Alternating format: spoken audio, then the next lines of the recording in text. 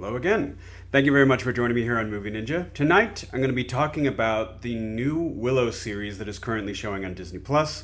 This is not so much going to be a review as it is going to be sort of like a recap and just me sharing my thoughts on, as of right now, the first two episodes that have shown. Now, this one in particular will be just recapping episode 1, and there will be another one following this soon after for episode 2. But being that this is a recap, I feel the need to say, just like spoiler alert, okay?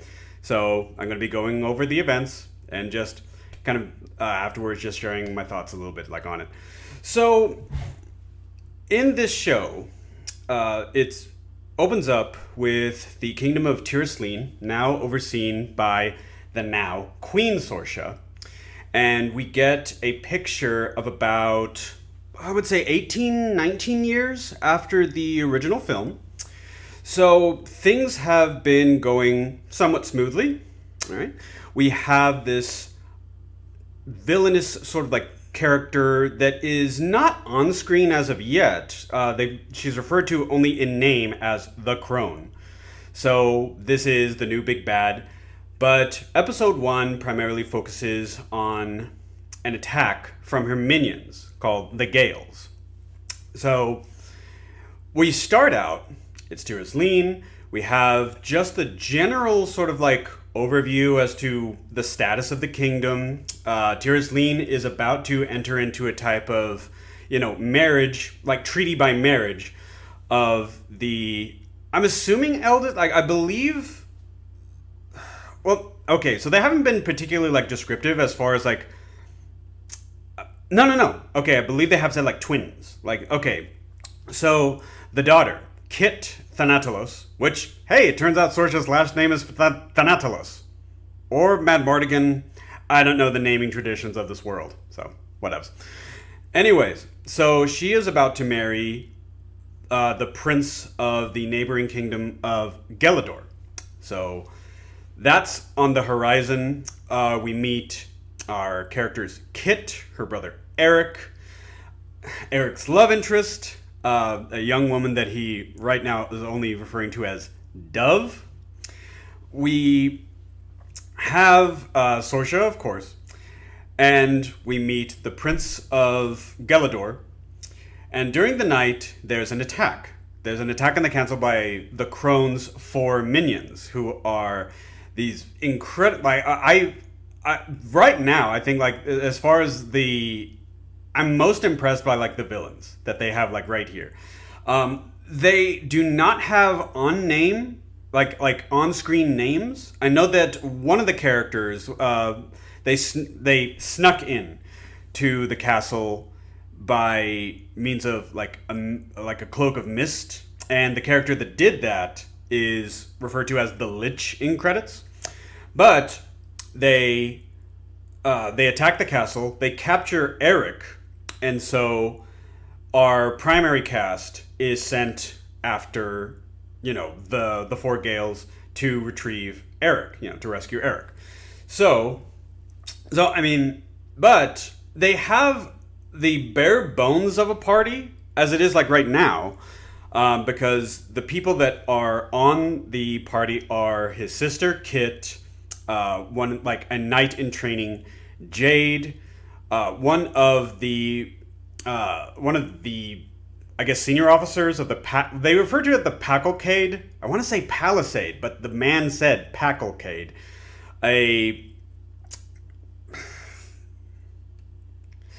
He's definitely supposed to be the Madmartigan character. He's definitely supposed to be like the rogue of the group.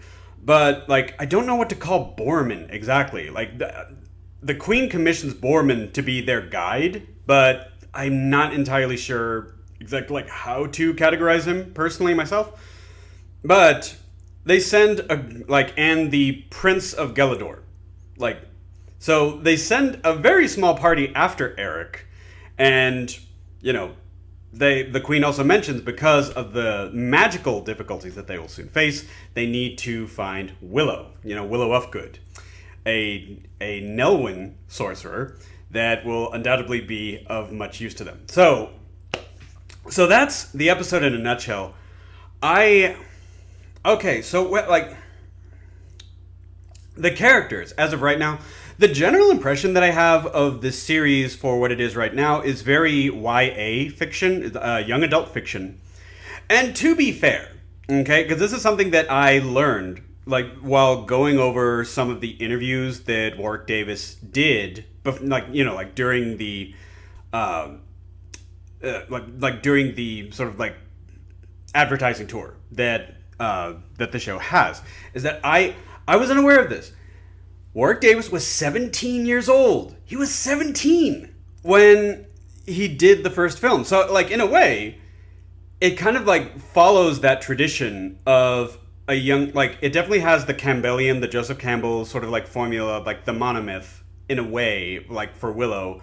You have this, this ordinary person leaves their normal environment, goes out into the world, goes through a journey of like growth, and then like returns back.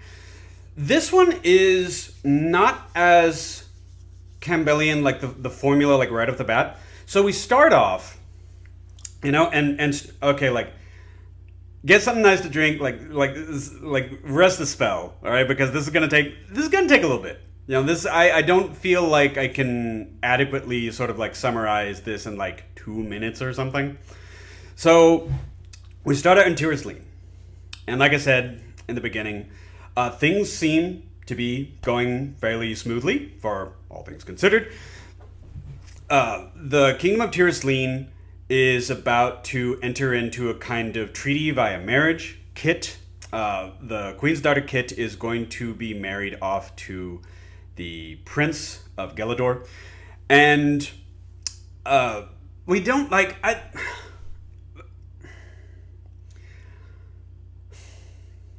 Okay, so first impressions. Kit is definitely... The two children definitely remind me of Madmartigan in a few ways. Like, one, like, both have the traits of, like, like wanting to be an adventurer, wanting to be very... And I think they get this from both their parents, like really, being very combative. With Kit, it is very much written, I feel like it's written in as a character flaw. Like, she is far too arrogant and abrasive. And, like, I can't feel like this was just how the writing came out. So, like, this is very deliberate. Like, I feel that, like, where the writers are taking Kit is that in the early episodes, I feel like the audience is meant to dislike her. And I'm right there with them. There's just something, like, if Kit Thanatalos had, like, social media, she would just, like, I feel like it would have something like, hey, betas, I'm an alpha. If you don't like it, welcome to my dictatorship. Like, something very sort of, like, blunt and abrasive about her.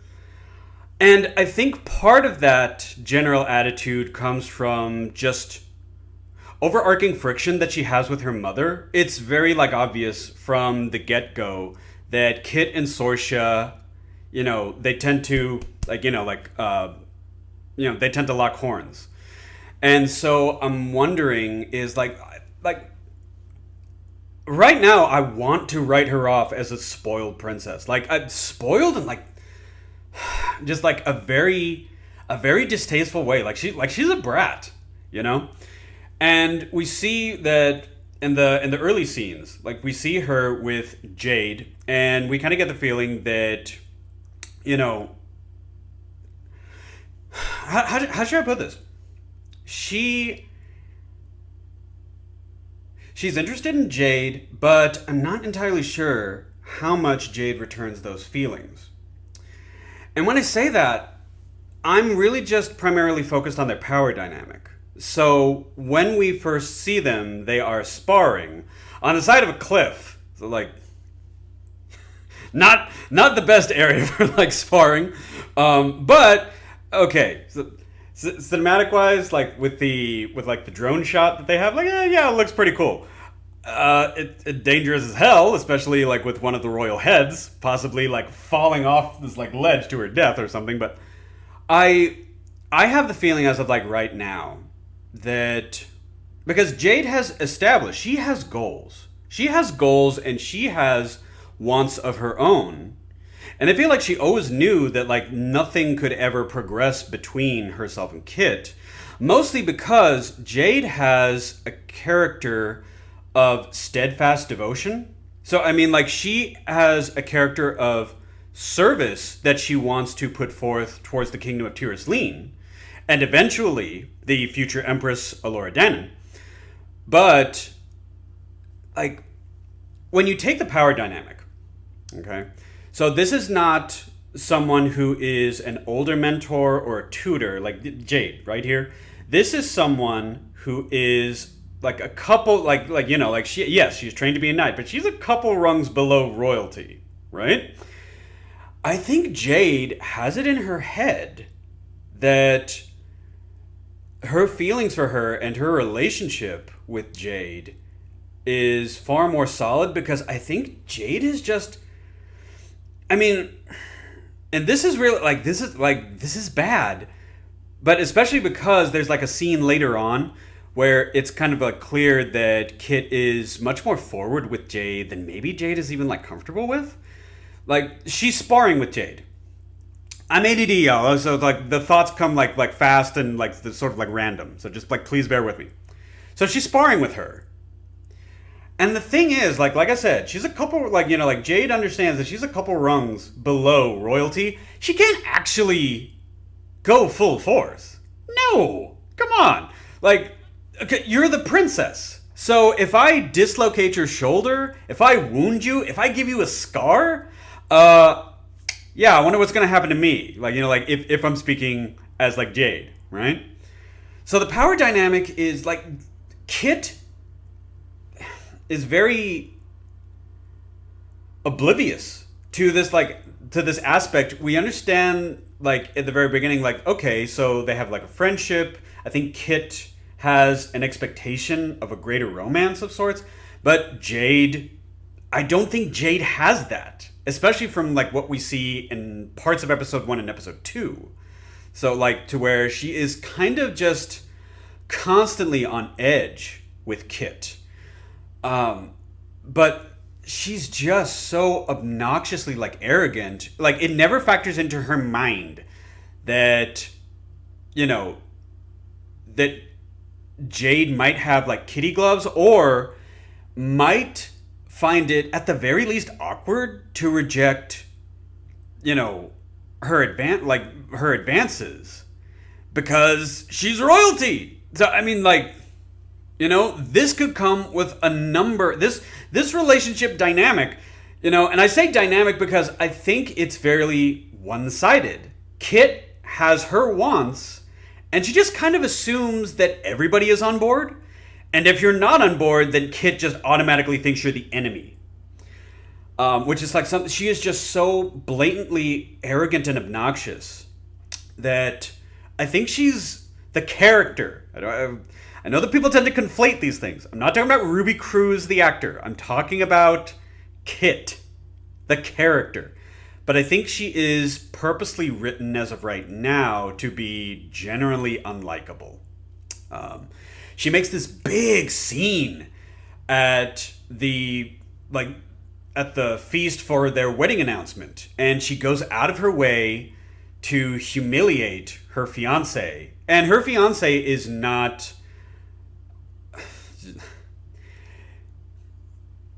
he's described as mousy. He's described as like mousy. He's described like he's the introvert.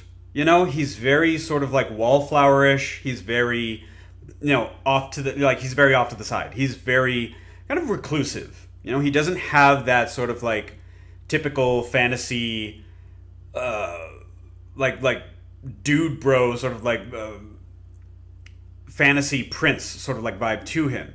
He's very reclusive. He's very quiet, you know, and I'll talk about him a little bit more when I talk about like episode 2. But as far as Prince, I believe his name is Prince Graydon. I don't mind him. I actually think he's actually one of like the better party members as of right now. He just needs to sort of like grow a little bit more as like a character. Anywho, but she takes it on, like, Kit takes it onto herself, how just to blatantly, so like, hey, so I have to marry you. I just want you to know before we even start that I hate you and I have zero respect for you completely. So like, and yes, that is like a very paraphrased sort of like, I couldn't even try to like just like do like a beat for beat impression of like Kit, just because honestly is like it leaves a bad taste in your mouth. Like, I get it, this is not your ideal situation because it's an arranged marriage, but her attitude and her behavior are honestly inexcusable. Just like in the demeanor of your family represents the ruling power of the state of Tiris Lean. So just like with the abandonment of just sheer dignity, like to the occasion. And yes, I understand, and she does have like my sympathy to like a degree, you know, of this is I'm having to bear the burden of a responsibility that I don't want. We all have those or most of us do. Most of us ain't royalty. You know, we don't get to pick and choose like what we, you know, like the obligations that we get to fulfill, you know? Most of us have bills to pay. Anywho, so I know someone's gonna tie in something like with my like talk was like, what does capitalism have to do with it? Just listen, okay?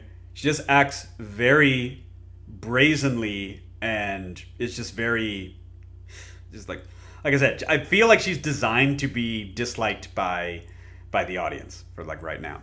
So, like, that's like my for the moment. That's my like general thoughts on like Kit, because I don't want this like to be like too long.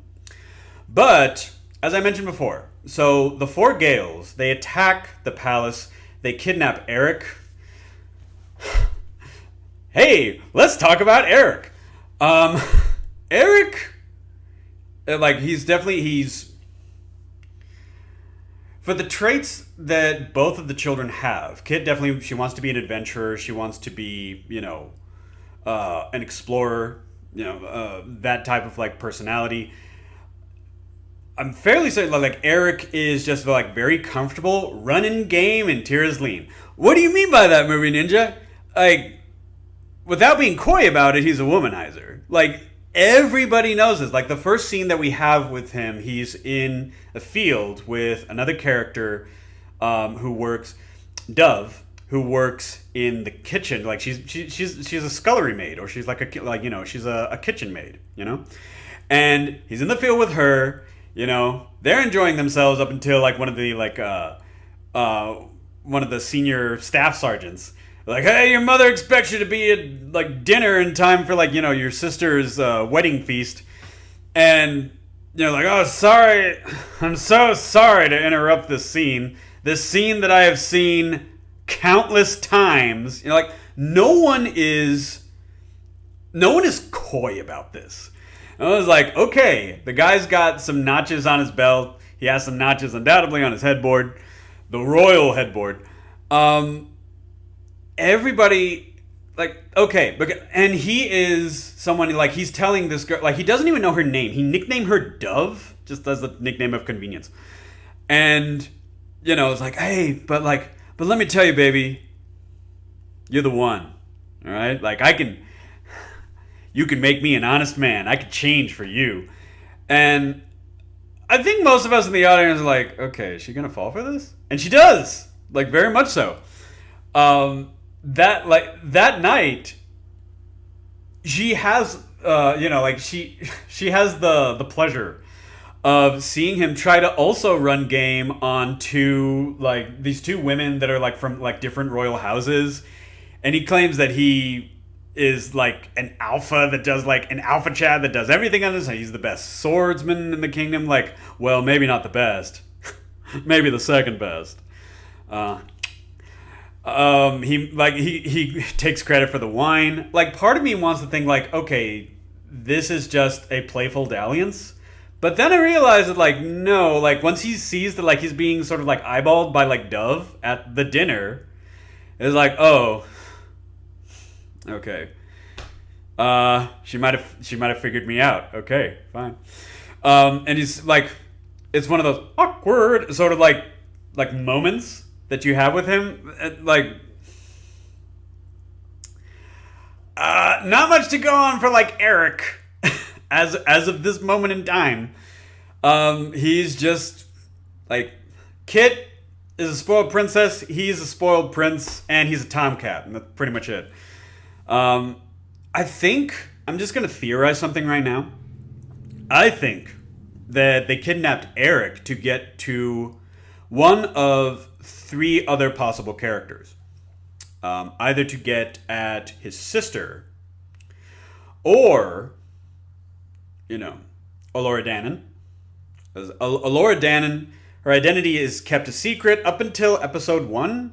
I kind of was hoping that they would draw out the secret just a little bit longer, but they put it out there at the very end of the episode, which it's fine. To be honest, it's so obvious that it was like, oh yeah, I was right. Go figure.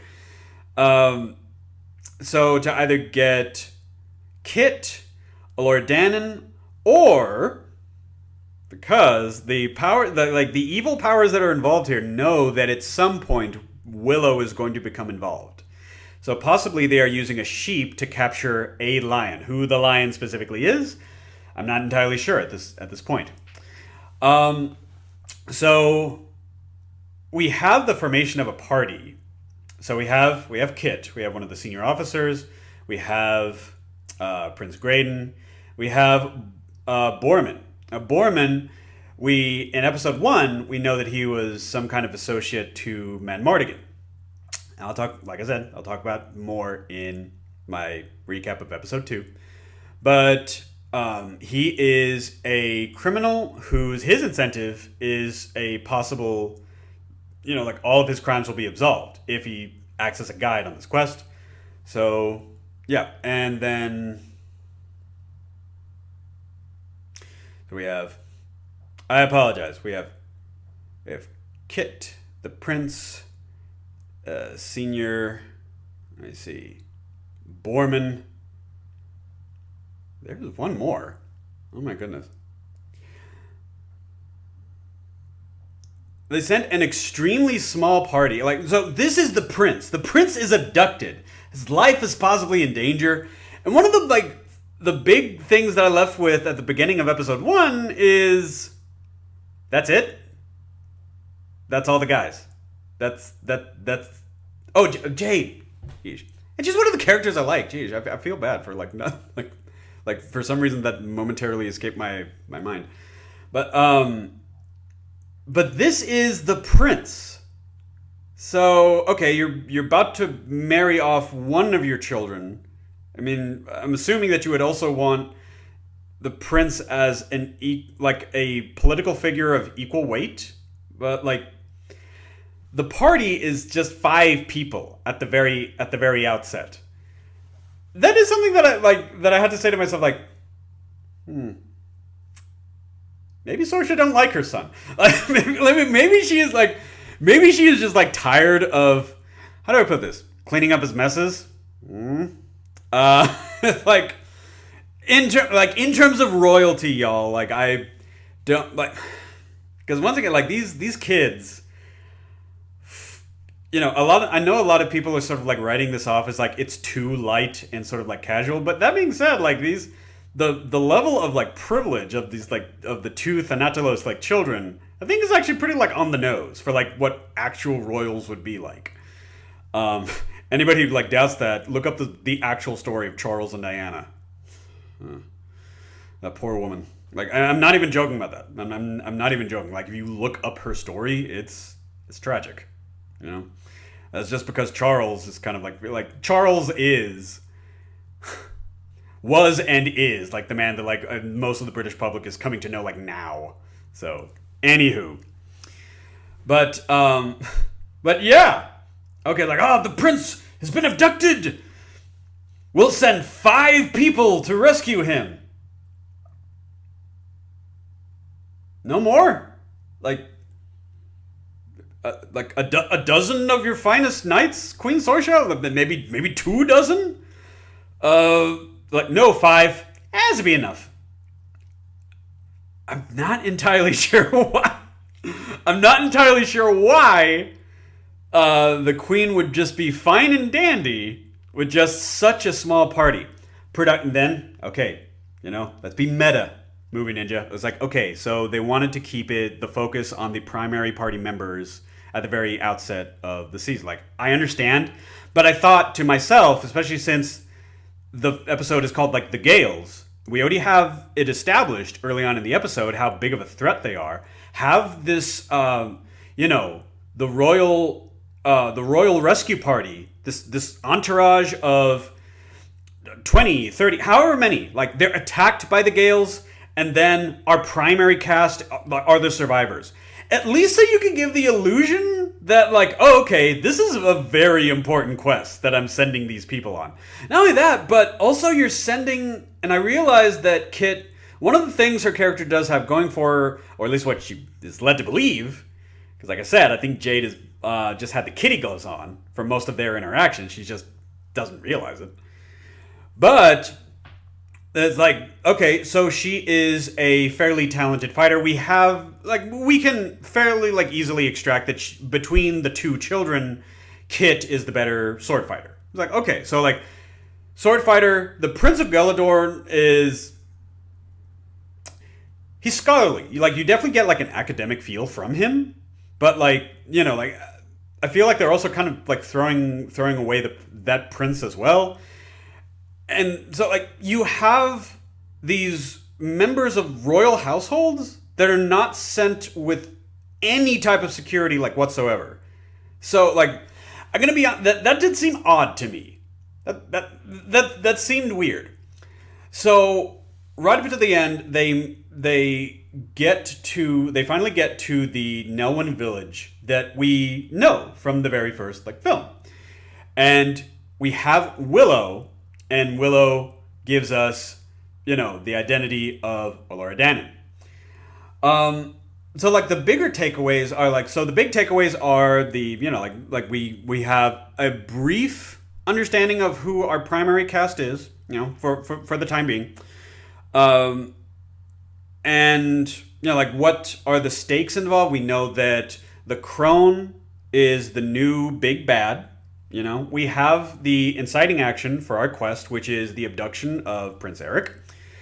And we now have the knowledge of who Allura Dannon is. So, like I said, it comes off very much like a young adult. I would, like, if I was to compare it to something, if I was to wishfully compare it to something, I probably would have preferred something a little bit more